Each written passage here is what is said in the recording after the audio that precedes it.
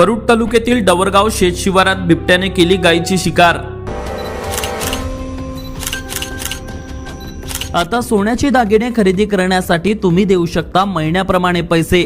मग मंडळी, आता कसली वाट बघत आहात?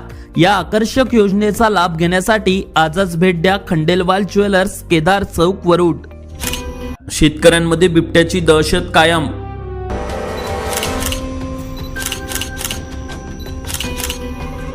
बिबट्याचा बंदोबस्त वन विभाग केव्हा करणार? शेतकऱ्यांचा सवाल। मागील 2 वर्षांपासून वरुड तालुक्यात बिबट्याची दहशत कायम असून वारंवार बिबट्याने पाळीव प्राण्यांचा शिकार केल्याच्या घटना सतत घडत असताना दिसून येत असून शेतकऱ्यांमध्ये व शेतमजुरांमध्ये बिबट्याची दहशत अजूनही कायम आहे।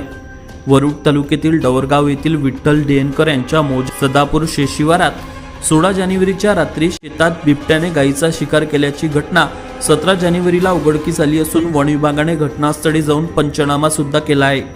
मात्र या घटनेनंतर पुन्हा शेतकरी शेतमजुरांमध्ये बिबट्याची दहशत निर्माण झाली असून तात्काळ वन विभागाने या बिबट्याचा बंदोबस्त करावा अशी मागणी शेतकऱ्यांनी केली आहे।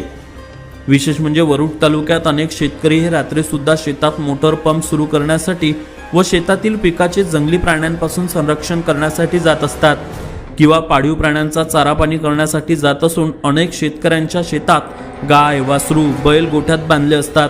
त्यामुळे शेतकऱ्यांना जीव मुठीत शेतात जावं लागते। मात्र वारंवार वरुड तालुक्यात बिबट्याने पाळीव प्राण्यांचा शिकार केल्याच्या घटना घडत असताना देखील वन विभाग यावर कठोर पावले केव्हा उचलणार याच्या प्रतीक्षेत संपूर्ण वरुड तालुका आहे। यापुढेही बिबट्याची दहशत अशीच वरुड तालुक्यात कायम राहणार की वन विभाग यावर काही कठोर पावले उचलणार याकडे सध्या वरुड तालुक्याचे लक्ष लागले आहे।